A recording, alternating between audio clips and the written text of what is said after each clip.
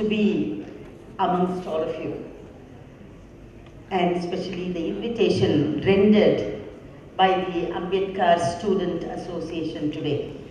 I want to congratulate how meticulously you have planned this program.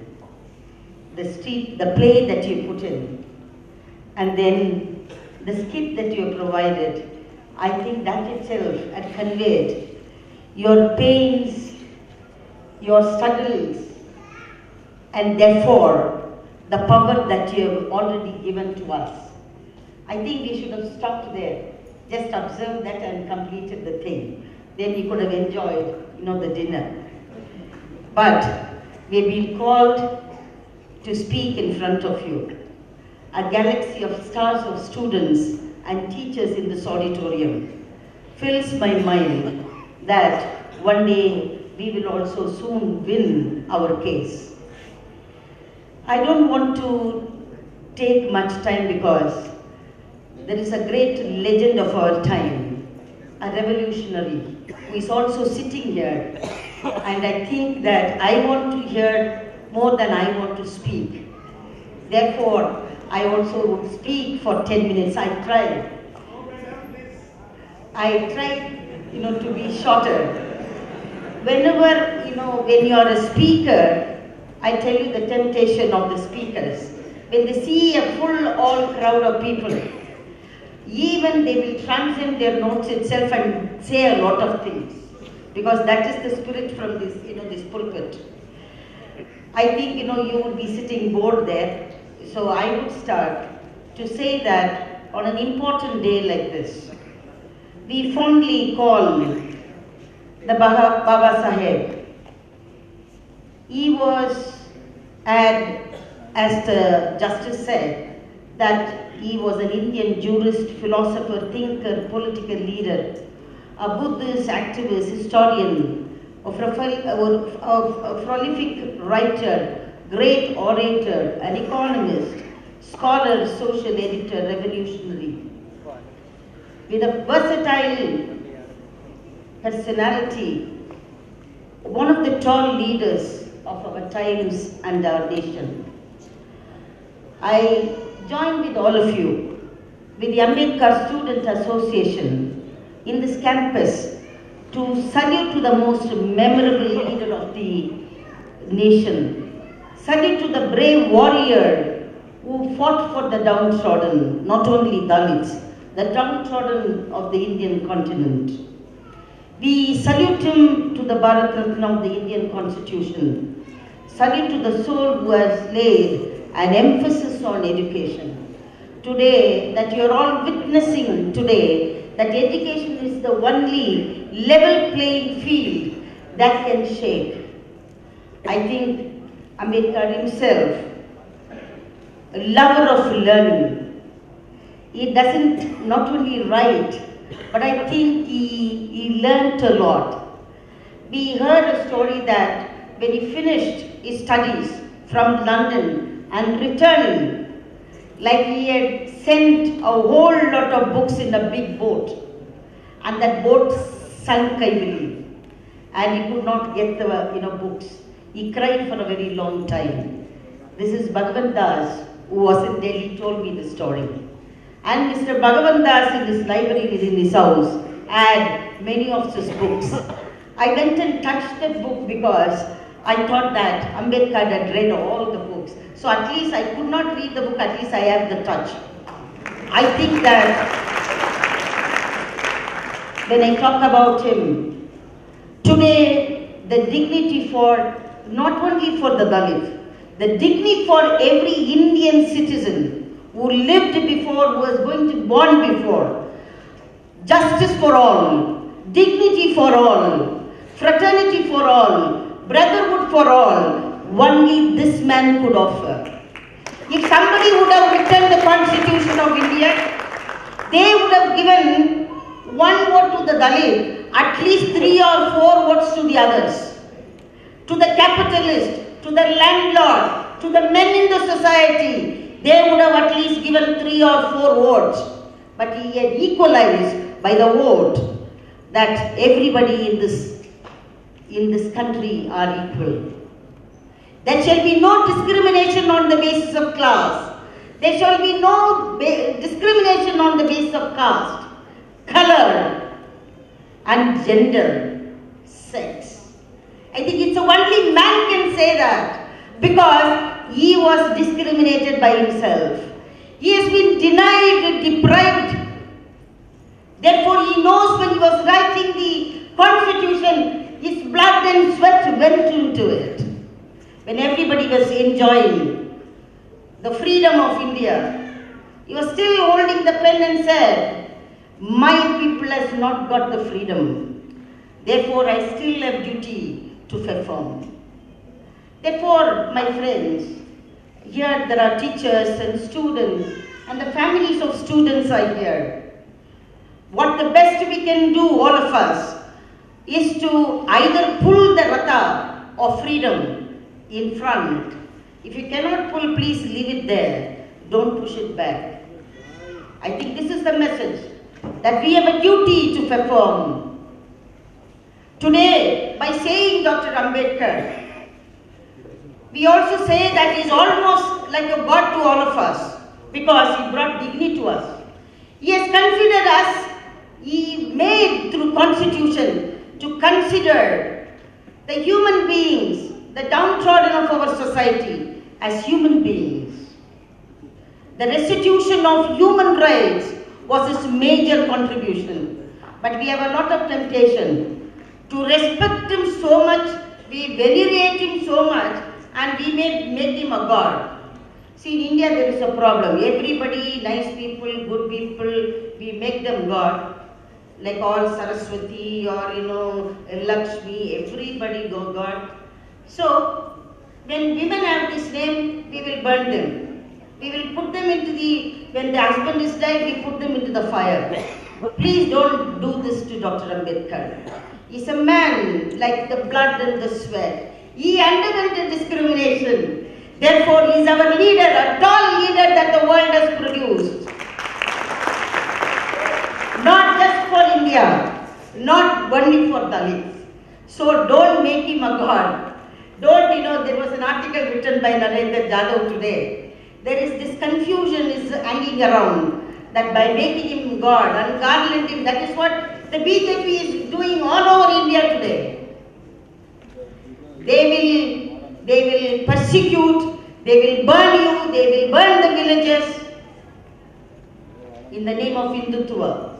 And then, they will also celebrate it. Today, if you see the website today, all over everybody is celebrating and everybody is making speeches and garlanding, and even they take aarti to him, aarti. They break coconut in front of his picture. Please, you respect him, that is a leader. By respecting leaders, what does it mean that we follow his ideology? Many of us who receive reservation and become PhDs, double PhDs, triple PhDs, and go up to the ladder, we forget our duties and responsibilities. What is the duty that we have to do? We ask for SC/ST subcomponent plan implementation. We study atrocity and go to the court and get justice. We will see that, that our association also see to that all the seats are filled. These are all preliminary missions for us. But what is the mission of Dr. Ambedkar and his ideology? Annihilation of caste. Do you remember that? Because in our society that we will be made only as Hindus, so that either Hindu, little promotional is Hindutva. And we forget that we have to oppose caste. Because we like to be in the caste system, get all the benefits and reservations. Sorry if I am hurting some of you, but I am saying that the major mission of the students of India and the Ambedkar Student Association, you bring about reformations in the universities, which is very, very necessary. But you have to link it up with being an agent for revolution in this country. Only we can bring about revolution in this country equality, I challenge you, the Brahmins cannot bring. Because the Brahmins, the Brahmanization of the society gives them the status, gives them the opportunities, gives them everything that they want. Therefore, our mission is really the annihilation of caste. Yesterday, a friend of mine, I'm also part of many Dalit movements in India. He was telling me, Ruth, it was another occasion, the Christian Dalit Liberation meeting it was, the movement meeting. He says that as Christians are reading Bible every day, they must read, this annihilation of caste. They should remind themselves. They should remind ourselves, we should remind ourselves, the major, dismantle the caste system. Caste system has been so designed in such a way, I think it's the biggest scam of the world. Do you know? It's a systematic attempt to undercut peoples and peoples. They will draw circles and circles over us so that we cannot come out of this. In the play you saw how they are caught up in the chains. Chain after chain. Women, okay, you put another 500 chains for them. They have to worship their husbands forever and ever in the patriarchal society. Even in the drama we saw, that girl was feeding that man. I mean, we can also show different things, that man can give the food to the woman. Somebody like us who are, really aspiring for equality, I think we must not only annihilate caste. Annihilation of caste is fighting for equality, fighting against hierarchy. It includes the Dalit students. I want to tell you, while we are fighting caste hierarchy, we have to fight hierarchy of all natures, which is patriarchy. I am a woman activist. I am a Dalit feminist. Not only a Dalit feminist, aspiring, a feminist to think about socialism. Feminism, is not just opposing men alone. It's the feminism that we are talking about, the Dalit women are talking about. We are fighting against the caste, class, and gender oppression of our times. When we had formed the National Federation of Dalit Women, Gopal Guru, Professor Gopal Guru, he has come to speak. And very few men I have invited to that meeting. I wanted Mr. Gadar to come over there. But I didn't know how to contact him, whether he's in the jungles or in the street or in the police station, we didn't know. I didn't want all the men to invite you. They told me, Ruth Manorama, is something wrong with you. You are not only talking about patriarchy outside, but patriarchy even within the Dalit movement and Dalit families. Yes, of course. Gender oppression. We become, copycat of the higher caste people where we don't respect our women. You start respecting your women. Your equality starts there. Dr. Ambedkar's egalitarian agenda was very, very big. The Constitution itself is a kind of a print, a blueprint for egalitarian society. This, our leader, if you are an older woman, you can say, my son. If you, like me, I would say Dr. Ambedkar is my brother and a leader. What he has contributed. An egalitarian blueprint for the entire world. When the human rights discourses was going on in Paris, in 1948, UDHR was formed, Universal Declaration of Human Rights. Dr. Ambedkar wanted to take some people to the conference, I believe, but they did not have money to take an delegation. But he wrote a letter to the UDHR. When they were celebrating 50 years of UDHR, I was in the same building, and they made me to speak in the building because among the many human rights defenders, they called me also. Then I stood up and said, I could not, our leaders Our leaders of 1948 could not come there and make a presentation of how untouchability and caste discrimination used against our people. But Dr. Ambedkar only wrote a letter to your committee. But I am a witness today that still I bring a petition on behalf of my people. A human rights violation is going on. Women's rights are jettisoned. There is a collusion of police, collusion of military in oppressing us. Their collusion with the landlords, collusion with the capitalists and the neo-capitalists. So what are the challenges? I don't want to talk more. I wish I could also talk the whole night. But I wanted to say, what are the challenges to the Dalit movement? When I say Dalit movement, the Ambedkar Student Association is part of the largest movement. We may be different groups, subgroup, we like all that, isn't it? We are Mala, we are Madhika, in Tamil Nadu we say we are Palla, Paraya. In front of the dominant caste eyes, we are bloody untouchables. I am converted to Christianity. Even then I am a bloody Dalit. Nobody would marry me. Leave alone, they will marry me, I will not marry them.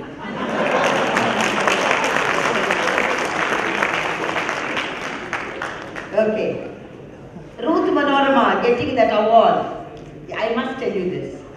Ruth Manorama is getting the award in the Swedish Parliament. The entire, who were in Sweden, all the ambassadors were there. Of course, Indian ambassador was called. Indian ambassador, I was in the BBC for 3 hours. They were interviewing me in Sweden. It is going on, So one of the Tanzanian ambassador called the Indian ambassador and told, Ruth Manorama from your country, receiving the award today. It is an award called Right Livelihood Award. Not, I wanted to, say that I got this award. I'm telling you the story. It's called the Right Livelihood Award. It's called the Alternate Nobel Prize. For Nobel Prize, you have to kind of bribe, I think. Alternate Nobel Prize came as a big surprise to me. Who else will, find out? There is a Dalit woman who've been fighting for the cause of the Dalit people and specifically Dalit women. They found out. And she's very effective in making organization of trade union. I'm a trade unionist also. Trade union in the unorganized sector. Dalit women. I'm a women's activist feminist. I'm good at making organization and making people move. That is how this award came. I never even applied for it. I never applied for anything. I don't. It's not necessary. Then this ambassador tells, I believe, to her. She told, I believe, to the Tanzanian women. Tanzanian, ambassador who is in Sweden. She said, I'm very, very, disturbed that Ruth Manorama is getting that award. If she would have told me, I would have given that award to her. And she told, I believe, it is also shame for her, I believe, that I am getting that award. Indians everywhere, the upper caste people, only sometimes they got to be very nice to us. But otherwise in their mind, very divisive politics. And she said, I believe, I am ashamed. But, back to my seat while I was sitting in the audience like this, the secretary of that ambassador came to pick up my paper, what I am speaking. He picked up the paper. I told him, my daughter, as soon as I was talking to him, she took a photograph. And I said, sir, join with me for, the tea. He said, yes, I will join. Though I know that they don't like it. Like the play that you've shown, they want to kill. But he said, let him go. Life is so important. I said, please come and have, a tea with me. He said, yeah, I will wait and all that. So I'm saying that the caste discrimination, the denial of rights as a human being, it's not there. So what are the challenges in front of us? One is, we have to keep on fighting the inequalities. The structure of domination of caste hierarchy and patriarchy, which is possible only that all of us say that in our day-to-day struggle, that we see to that annihilation of caste is our ideology. It's really a big program. Maybe sometime I write about it. But equality based on gender, class, caste, we have to fight. Then as the challenge in front of us is working out a comprehensive political agenda. Just not one thing at a time. A comprehensive political agenda that we must have. As a movement, as a students, a comprehensive political agenda. In it, you need to really see to that. How do we engender? How do we really, make our people in the mainstream with a political and social and economic power? This power is not to gain, work for status or power for wealth. This is to really do this political agenda in order to really make the reclamation of a human lost personality. This is what Dr. Ambedkar says. Our battle is not for status. Our battle is not for making wealth. It is to regain our lost humanity. I think that is the political agenda. The third command would be opposing globalization and the new economic order, which is privatization, which is liberalization. Instead of these three slogans, globalization, privatization and liberalization, we must tell the world, educate, agitate and organize of all the injustices. Matters not only to the Dalits. Our social justice agenda is not just only for, the Dalit people. Even many of our speakers, when they talk about, only they talk about man. They don't even include women. In the diocese, if you see, that only men will be sitting. Do you know that Ambedkar, in the anti-untouchability movement from 1920 onwards, you used to have separate conventions for women and galvanize women to come with a women's agenda to the bigger meetings. Either in Kanpur or in Maharashtra or in Nagpur, the women will come with a separate agenda to talk about. And those days, the Dalit women's movement had better progressive ideas than the feminist movement of today. Therefore, the globalization that we need to, because it disposes, it takes away the land, the resources, all the supporting resources of land, forest, water, and also the indigenous culture of people. Fourth is that we need to struggle against violence. Violence has been used at a maximum in order to keep us quiet and silent, and specifically women. I think the Dalit movement must join in bringing no to violence of any kind, even beating up our child in our houses. When a woman is very angry with her husband, she will beat up the child. When a man is angry with an employer, he will come and beat up his wife. The violence is like a chain. It's like a cycle. I think that not only Mr. Gandhi is, Satyagraha, Ahimsa. I think Ahimsa has come from our communities. Therefore, I think that we need to really put a stop to violence against Dalit people in this country, violence against tribals, violence against minorities, where in Gujarat 3,000 people have been killed at a stroke. Women's body has been mutilated. People started cutting the breast of women and start playing with the breast. I've been a witness to that. I've been into many places where violence is there. In my stomach, I would say, I don't cry only with the knife. I start crying from my stomach. You ask women, they will know. Because we do have labor pain, we know what it is. I'm saying that we must put a stop to violence, struggle against violence. Sexual violence against women, that should be an agenda, the fourth agenda. The fifth is denial of human rights of any sort. Don't think that only we should be defending our rights all the time. Whenever there is a violence or human rights violation to anyone, whether you're a judge or a doctor or any professionals, including teachers and faculties, you have to really see to that justice is your item also, your agenda too. Otherwise, your students one day will, also say, Muradabad, down, down. Therefore, I think that we must have human rights standards everywhere.